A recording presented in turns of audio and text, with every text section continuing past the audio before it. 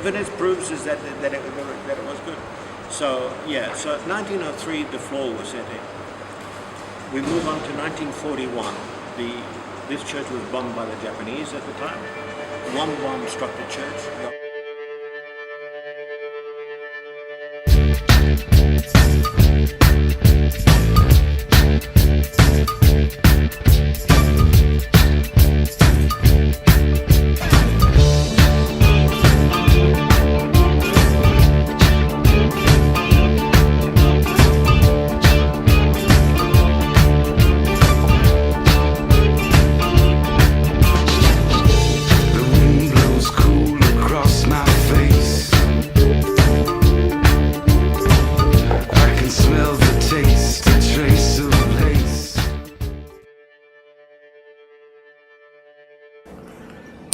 Penang, renowned as the Pearl of the Orient, is a state in the western part of Malaysia.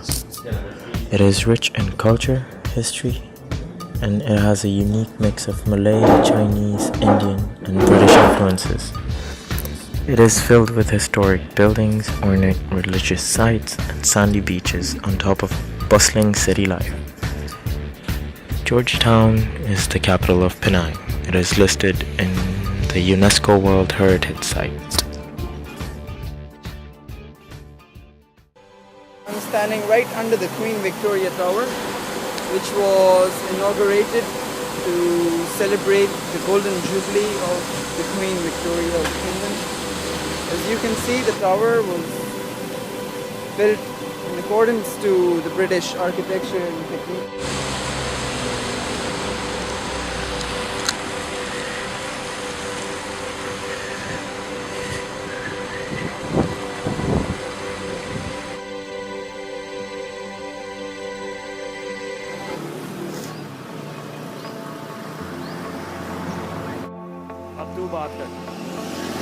So we have just arrived at Georgetown, Penang, which is known to be as the Jeddah of Malaysia. It has been inhabited by Akinese traders in the very early ages, where they all used to work as tombstone builders and graveyarders. So as you can see right next to me is Georgetown World Heritage Site, one of the oldest communities in Penang.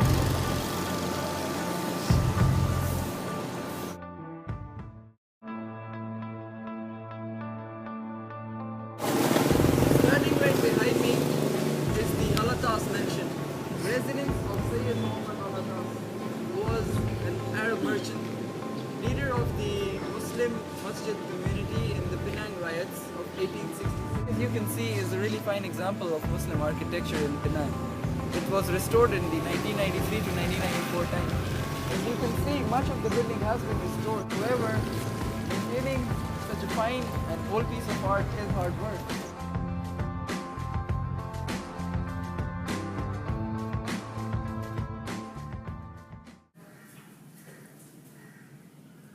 Right now we are standing in the gunpowder storage room, where they used to store, as you can see in these racks, the gunpowders for the cannons of Fort Cornwallis.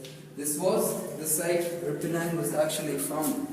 And as you walk outside, you'll see that this is a bayfront fort, which was founded by Captain Francis Light, and he is the founder of Penang, the city. And the fort was built on the exact same location where he landed. Standing under the statue of Captain Francis Light, the founder of Penang. This fort was built at the exact location where he landed. As you can see, the statue of the captain was commemorated in 1938 for the captain's landing in 1786. Now we're standing in the front of St. George's Church. Let's go take a look inside. As part of the East India migration, if you like, that came from England via the Cape, Mauritius, Madagascar, and then came across into India with Sri Lanka, and then down and across the Andaman Sea to Penang. That was the first time. So that was in the 11th of December 1941. The Japanese came in, attacked Penang. They flew over here at 4,000 feet. The Zeros and the bombers flew over here at 4,000 feet. They saw down here, they saw ox carts you know, the old, you must have seen pictures of the old ox carts, where they've taken the ox carts and the donkeys off because they brought the produce to the market here. Okay, the farmers brought the produce to the market. The farmers are also having lunch. The Japanese Zeros came in at 12 o'clock noon, under the sun. You look up, you can't see because you got the sun in your face. They went to Bayan La Paz airport. They flew in and bombed the airport, and machine gunned the airport to destroy the airport. Then they flew over town, but because they saw the gun placements, or what they thought was guns, the ox carts up like this, they thought they were guns.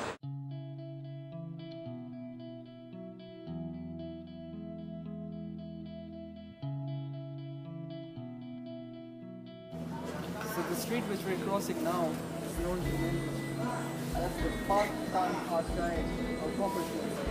It's a reference to the Malay brasserie, which refers to copperware and brassware. On it.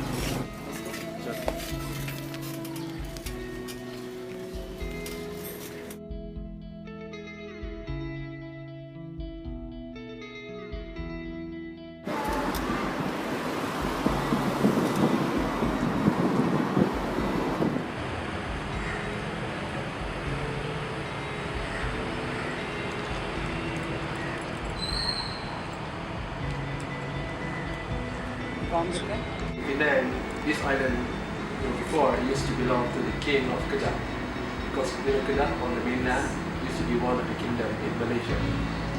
So this is a private island owned by the king, but when the British came here, they got the island. You see, they got it here. And at that time, they brought many neighbors from China and from India.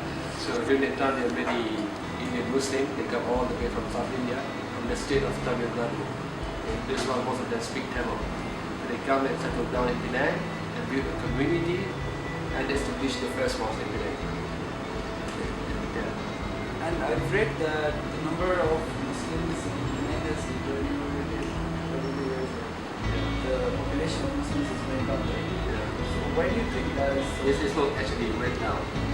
Actually, because the population of non-Muslims is increasing because of many migration to the island. So that's So why now we have comparatively it's lower than before. Yeah. Now we have like 40% Muslim here in Penang. And this was the first masjid built in Penang? Yes, the first one. Are there any troubles being a Muslim in Penang? No. There's none, right?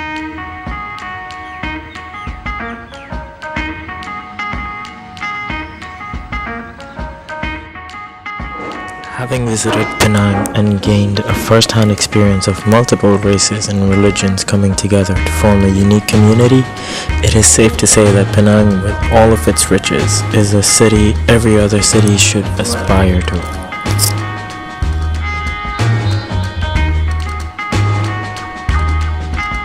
You're a fraud and you know it, but it's too good to throw it all away.